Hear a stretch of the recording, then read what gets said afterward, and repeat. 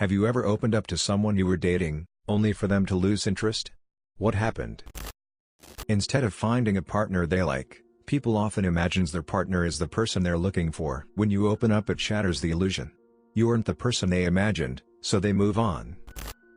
Ironically enough, the people that people pine over often seem this attractive because they've learned to reserve personal details about themselves and drip it over time instead of unleashing it at once, likely because someone broke up with them after learning too much about them too quickly. This is what translates to the mystery is attractive concept. It's not that the person you're chasing after is mysterious, it's that the person you're chasing after knows not to share the less than appealing details about themselves too quickly, as they know it will scare you away.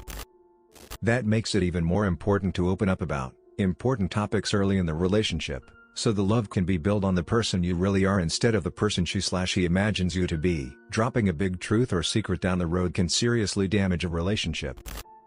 Ironically enough, people want to come off as perfectly mentally healthy and have their stuff together.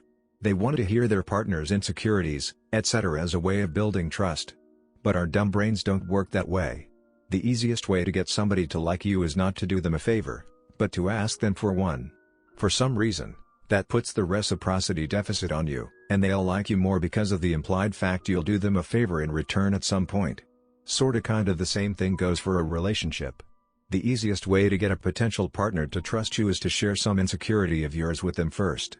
By you putting it out there, you've made yourself vulnerable in what everybody, who isn't a sociopath or maladapted idiot, knows is a hair-trigger romantic situation. By opening up, first, it'll often get them to open up to you in return. How they respond, and how you, in turn, respond to them, is one of the ways trust gets built in a relationship. For example, I bring some good things to the table in a relationship: don't cheat, encourage them to do/try new things, try hard not to criticize, and try to accept their flaws/insecurities/shortcomings/whatever with love and understanding. And that's besides the lifey, careery, money, housey stuff I bring. If they leave, let them. It hurts, but it's actually a good thing. You want to know why? Because it's about them and not about you. You are enough and you are lovable as you are. Stop looking for someone else to complete you. Don't ever fight for someone to love you if they won't do the same for you. Find someone who will bring to the table what you're offering because you deserve it. It hurts, but you really are better off. Why settle for less than what you're offering? I know I'm not the person you said it to, but I really needed to hear it. Thanks. Yeah, this is a really shitty feeling when a person is totally into you one moment, and quickly lose interest because you are not enough according to them. This happened to me like a year ago. Then GF started to complain on everything I do, the way I think, the way I look. Saying to man up when she learned that I have my own struggles. She straight told me I am not funny and I think very slowly. This really got to me, cause I have a lot of issues, but I was always told it is quite the opposite with me regarding these things, so I thought at least I have humor and relatively good functioning brain going for me. Anyway, like 2 or 3 months later I met a girl who I constantly make laugh. I can have interesting discussions and can talk about any struggles with her. She sees who I really am and accepts me despite the flaws. So if anyone feels shitty after experiencing something similar, there are people out there who will appreciate you the way you are. Someone's unrealistic expectations in regard to you do not mean you are not a worthy person. It's absolutely devastating when it happens. But in a way, it was a blessing in disguise for you because you found someone infinitely better. I think this happened with my ex-girlfriend and someone I saw within the last month. You open up about something, showing vulnerability, and they just become distant. It hurt a good deal, but I know that someone who actually cares for me wouldn't put those embarrassing stories I told them against me and/or lose interest altogether. It sucks, but hey, I don't hold it against myself for those moments. How else are you supposed to learn for yourself? If someone puts you up on a pedestal, you'll eventually fall off and disappoint that person who will then lose their minds, because you're no longer that perfect person they envisioned. Told her that I still have nightmares about the death of my ex-girlfriend. She became cold, started to push me away, started to throw tantrums. Didn't shy away from violence either. I randomly decided to tell a girl about my interest in Warhammer 40k while we were on a date a couple of weeks ago. She ghosted me not long after. My boyfriend tried to hide his Warhammer figurines from me at first. I love that he has a hobby. It was adorable how excited he was when he showed me his collection.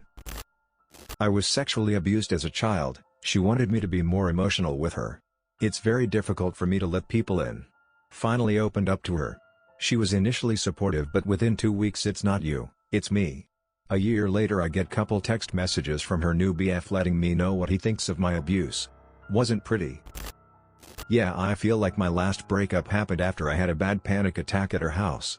Not had one for over 10 years, but my anxiety has been kinda bad recently due to many different reasons. 2 weeks after we broke up, maybe I'm being paranoid, but it felt like that was the start of the end and her whole demeanor changing. Damn. That reminded me how awesome my GF is. I had a relatively hefty panic attack at her place a couple weeks back, couldn't really breathe, couldn't calm down, and she just held me.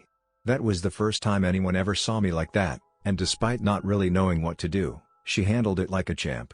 What an amazing woman. To anyone not telling deep personal stuff to their out of being afraid they will lose interest, do it anyway. Do you want a partner that supports you or leaves you when you are vulnerable? You must feel safe to tell him or her such things.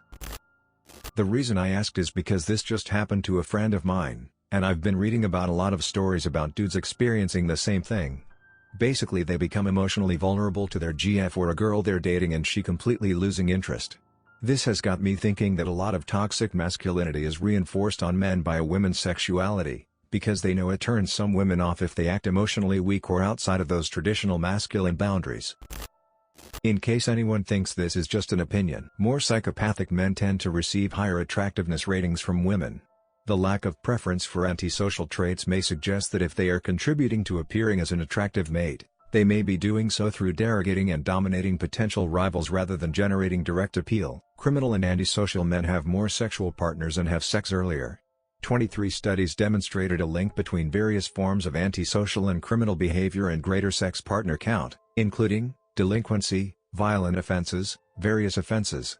Men who exhibit antisocial and criminal behaviors reproduce more successfully. Research has shown that men with antisocial and criminal tendencies have considerably higher reproductive and sexual success than men who lack this predisposition.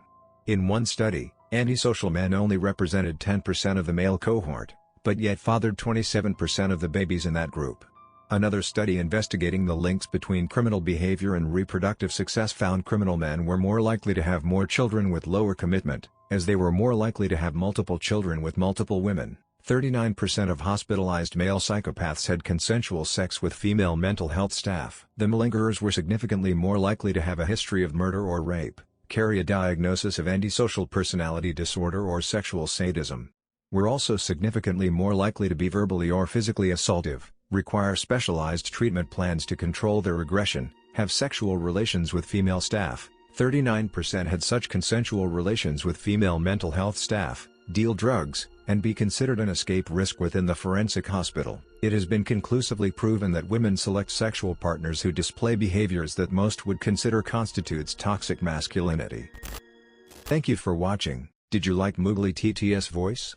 If so, please subscribe, like, and hit the bell icon so you Mooglies can be entertained every day.